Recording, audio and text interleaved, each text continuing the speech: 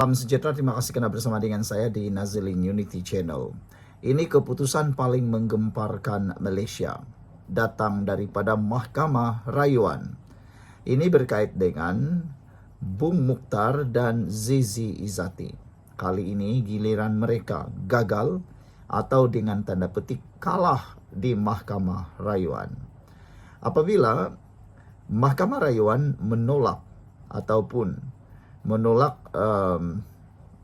cabaran oleh Bung Mukhtar. Bung Mukhtar dan Zizi Izzati gagal cabar Mahkamah Rayuan, perintahkan mereka bela diri dengan tuduhan rasuah 2.8 juta ringgit.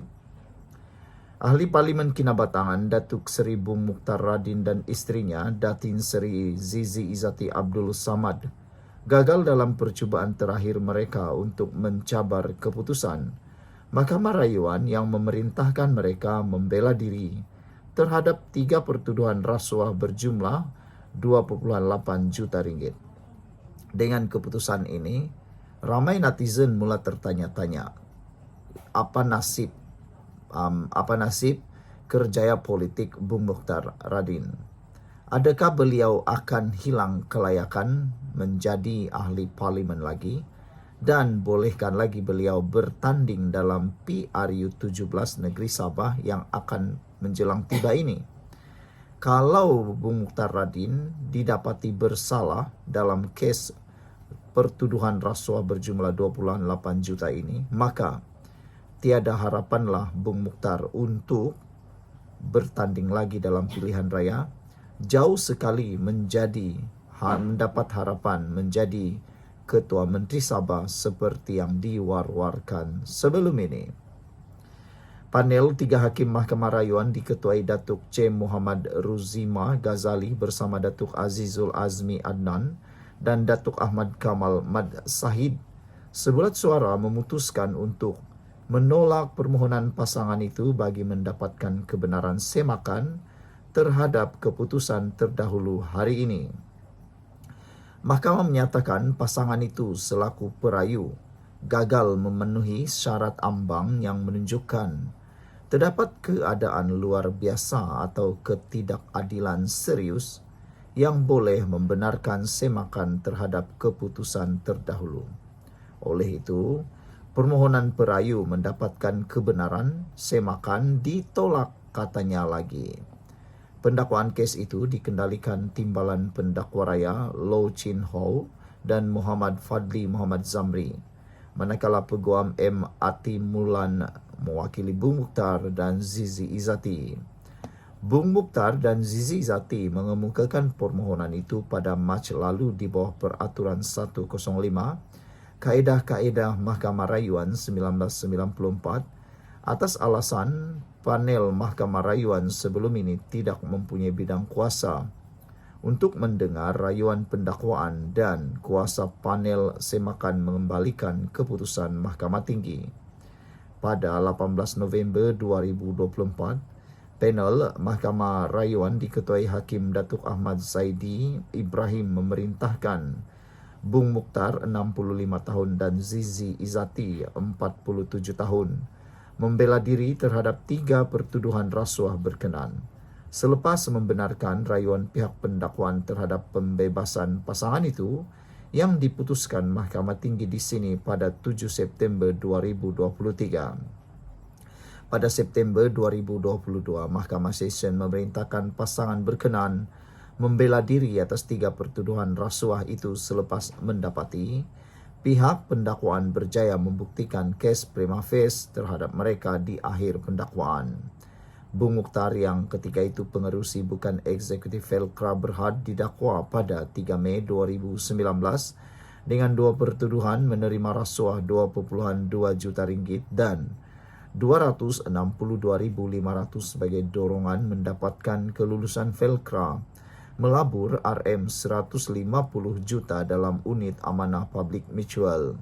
Beliau dituduh menerima rasuah daripada ejen pelaburan public mutual Berhad, Madhi Abdul Hamid menerusi Zizi Izzati di Public Bank Berhad, Cawangan Taman Melawati, Kuala Lumpur antara jam 12.30 tengah hari hingga jam 5 petang 12 Jun 2015. Bung Mukhtar juga dituduh secara rasuah memperoleh untuk dirinya suatu suapan, yaitu wang tunai Rp337.500 daripada ejen pelaburan publik Mutual Berhad Nur Haili Ahmad Mokhtar melalui akaun Public Ethical Sequel Fund yang didaftarkan atas nama Zizi Izzati bagi tujuan sama. Pada 9 April lalu, Mahkamah Session Kuala Lumpur membenarkan permohonan pasangan itu untuk menggantung prosiding pembelaan mereka sehingga semakan keputusan terbabit diputuskan. Sekian dulu untuk kali ini. Jangan lupa tinggalkan komen Anda. Salam sejahtera, terima kasih karena bersama dengan saya di Nazilin Unity Channel. Sudah lama kita menunggu berita terkini tentang siasatan kes rasuah membabitkan Ismail Sabri Yaakob, bekas Perdana Menteri Malaysia. Kali ini pendedahan paling mengejutkan, yaitu SPRM akan soal bekas menantu di Indonesia berkait dengan Ismail Sabri Yaakob. Hari ini dilaporkan Ismail Sabri sudah mengisytiharkan harta, tetapi SPRM akan soal bekas menantu pula di Indonesia. Bekas Perdana Menteri Ismail Sabri Yaakob telah mengisytiharkan hartanya kepada SPRM sebagai sebahagian daripada siasatan ke atas dakwaan rasuah dalam kempen Perhubungan Awam Keluarga Malaysia bekas Perdana Menteri itu.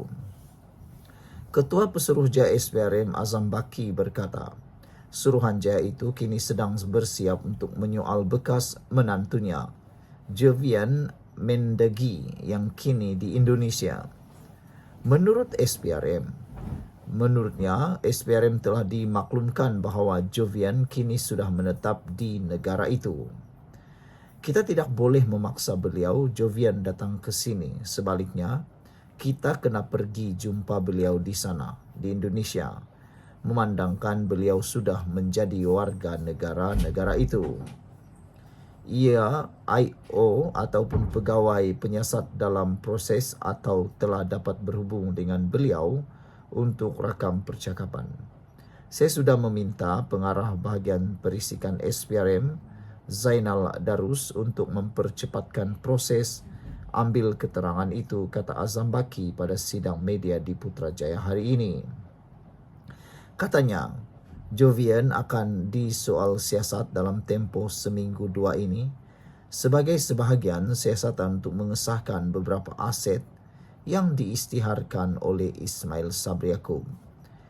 Kira-kira kes ini akan selesai siasatan pada akhir bulan Jun dan kemudian kita akan kemukakan kepada timbalan pendakwa raya untuk keputusan, katanya. Azam berkata rakaman percakapan itu adalah susulan arahan SPRM kepada Ismail Sabri untuk membuat pengisytiharan harta di bawah Seksyen 36 dalam kurungan 1 Akta SPRM 2009. Dia berkata sebanyak 57 individu telah dirakam percakapan bagi membantu siasatan setakat ini. Ismail Sabri mengisytiharkan sumber-sumber perolehan beliau pada 10 Februari lalu. Pada 3 Mac lepas, Azam Baki dilaporkan sebagai berkata, Ismail Sabri adalah suspek bagi siasatan kes rasuah serta pengubahan wang haram susulan penemuan wang tunai kira-kira RM170 juta di dalam sebuah safe house susulan serbuan pihaknya. SPRM juga dilaporkan menyita 13 akaun membabitkan nilai lebih RM2 juta bagi membantu siasatan kes berkenan. Saudara, ini memang menggemparkan dan mengejutkan kita. Anak Muhyiddin, menantu Muhyiddin pun belum balik Malaysia lagi. Sekarang ini pula giliran bekas menantu Ismail Sabri Yaakob disiasat, tapi kali ini di Indonesia. Apakah penemuan yang dahsyat akan berlaku? Sama-samalah kita lihat terus drama ini. Tinggalkan komen Anda. Salam sejahtera, terima kasih karena bersama dengan saya di Nazilin Unity Channel. Adakah ini akan mempengaruhi keputusan pemilihan PKR Dan adakah ini akan menyebabkan Rafizi Ramli kalah dalam pemilihan tersebut? Tiap langkah saya ambil sendiri. Itu jawapan Nurul Izzah Anwar menyanggah label nepotisme. Menjelang hari penting pemilihan parti, calon timbalan Presiden PKR Nurul Izzah Anwar sekali lagi menolak dakwaan nepotisme yang sering dilemparkan terhadapnya.